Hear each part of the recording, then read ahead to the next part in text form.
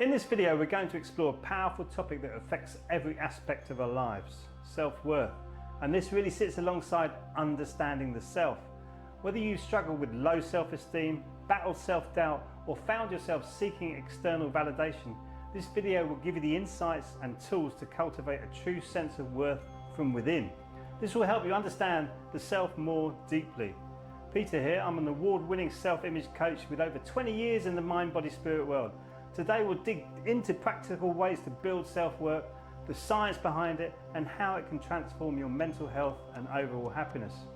In this video you'll learn why relying on external validation for self-worth is problematic, how negative self-talk can sabotage your actions and aspirations, the power of daily affirmations in rewiring your mindset, the role childhood experiences play in shaping your sense of self, why vulnerability is a key in overcoming shame and building self-worth. But before we dive into the details, let's share a quick story of someone who overcame deep-rooted feelings of unworthiness. One of my clients grew up in a household affected by domestic abuse. As a child, she felt abandoned by her mother and carried this feeling of inadequacy into adulthood, struggling with depression and self-destructive behaviours. But through a combination of coaching, self-affirmation practices and deep inner work, which was breathing and Qi Gong, she started to shift her internal narrative, moving from shame to self-acceptance. Her transformation is a testament to the power of recognising your worth from the inside out. I always say, journey inwards, succeed outwards. Having battled through this myself, I've come up with a 5-step program that can help you overcome any feelings of not feeling worthy. More on that later though. Let's look at some of the main points for growing your self-worth. The first one is why relying on external validation is problematic. Relying on external validation to define your self-worth is dangerous because it leaves your sense of value dependent on others' opinions. When we feel good about ourselves, if we get praised or get approval, we become vulnerable to feelings of inadequacy whenever that external recognition is absent. True self-worth comes from within. It's about acknowledging your value regardless of what others think or say. Coming from the inside here is so important, and you need to clean all the old energies from the past before you can see this really clearly. This is more than achievable. The second point is the impact of negative self-talk. Negative self-talk can be a major roadblock to self-worth. This inner dialogue focuses on your flaws, highlights your failures, and tells you that you're not good enough. When we repeatedly engage in negative self-talk, it can lead to self-sabotage, limiting your potential by making us afraid to take risks or pursue bigger goals. But the good news, you can reprogram your thoughts through conscious effort. Reprogramming the subconscious mind is not only possible, but essential for this to work for you. Where you have all these protection mechanisms in place that are negative to you. Just imagine having programs in your body that are positive to you. How amazing would that be?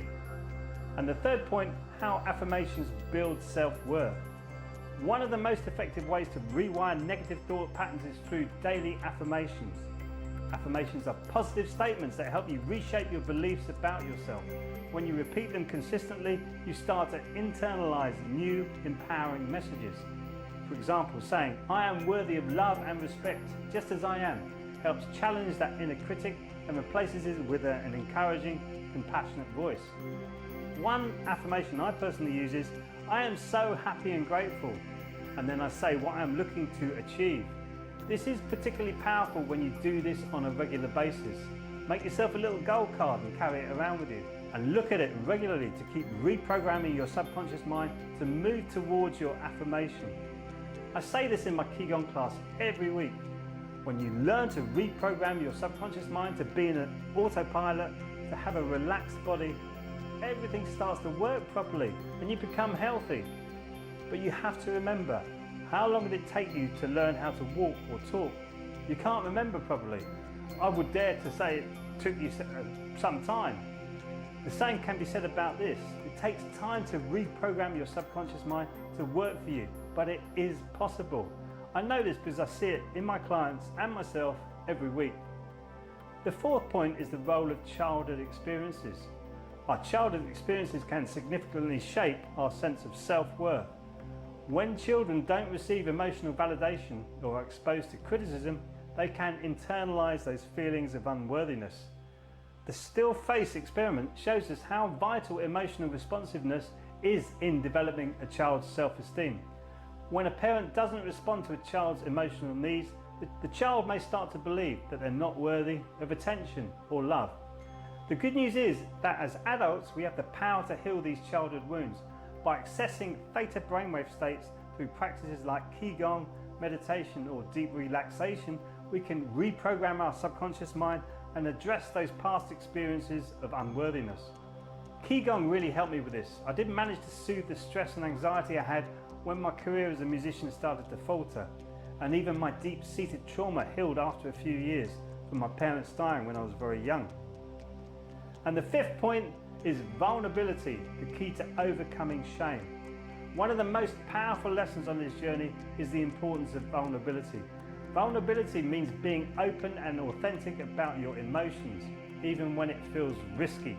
When we hide behind walls of shame or fear, we disconnect from ourselves and others. But when we embrace vulnerability, we begin to accept our imperfections and step into our full worth.